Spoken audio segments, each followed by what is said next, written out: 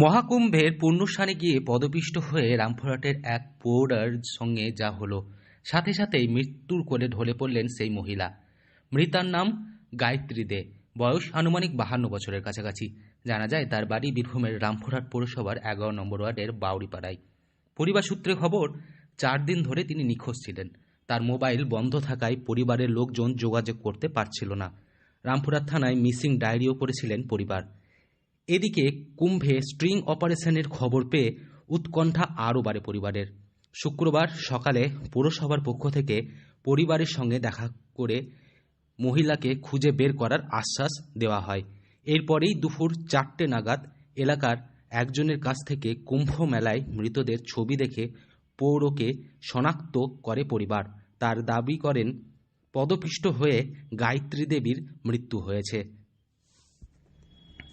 ঠিক আছে, নেমে নেমে ওটা বলে ছেড়ে দেবে, আমি করবো বা তোরা পরে করিস।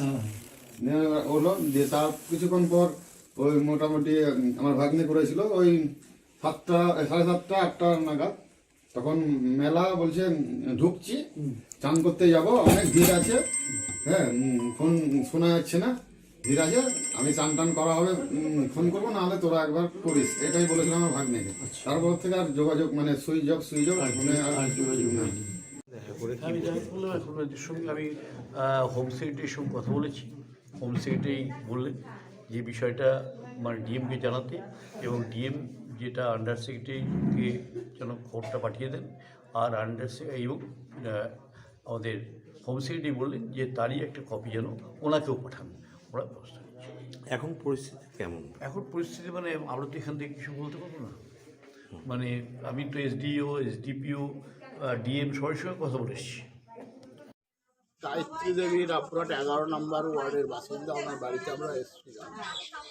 উনি কয়েকদিন আগে প্রয়াগে পবিত্র কুম্ভ স্নান করতে গেছিলেন, কিন্তু তাকে খুঁজে পাওয়া যাচ্ছিল না। এখন বিশেষ সূত্রে উনি ওনাদের মনে হচ্ছে যে খবর এসছে যেটা, উনি মারা গেছেন। এখন আমরাও খোঁজ খবর লাগাচ্ছি, আমাদের যে নেটওয়ার্ক আছে সেটাকে নিয়ে খোঁজ খবর লাগাচ্ছি ওনার যাতে বডি এখানে ফিরে আসে। এবং যে ঘটনা ঘটেছে সেটা অত্যন্ত মর্মান্তিক এবং দুঃখজনক ঘটনা। থানা ও মহকুমা শাসকের কাছে মৃত্যুর খবর লিখিতভাবে জানিয়ে দেহ ফিরিয়ে আনার নিবেদন করা হয়েছে। বিধায়ক তথা বিধানসভার ডেপুটি স্পিকার আশিস বন্দ্যোপাধ্যায় শুক্রবার রাত্রে পরিবারের সঙ্গে দেখা করেন। সেখান থেকে তিনি জেলাশাসক ও মুখ্য সচিবের সঙ্গে কথা বলেন। তার আগে মহকুমা শাসকের সঙ্গে দেখা করে পৌরকে খুঁজে পেতে তৎপর হওয়ার আবেদন জানান। জেলাশাসক বিধান রায় বলেন, আমরা এবং প্রশাসন পরিবারের সঙ্গে যোগাযোগ রেখেছি, এর সত্যতা সম্পর্কে নিঃসন্দিহান হওয়ার চেষ্টা করছি। রাজ্য সরকারের নির্দেশক্রমে ব্যবস্থা নেওয়া হবে। মহকুমা শাসক সৌরভ পাণ্ডে বলেন, পৌরের ছেলে আমার কাছে এসে মৃত্যুর খবর দেন। কোনোভাবে মৃত্যু কয়েকজনের ছবি পেয়ে তিনি তার মাকে চিনতে পারেন। সেখানকার কোনো এক থানায় অধীনে দেহ রয়েছে, সে ব্যাপারে পুলিশকে খোঁজ নিতে বলেছি। প্রশাসনের পক্ষ থেকে দেহ আনার ব্যবস্থা করা হবে।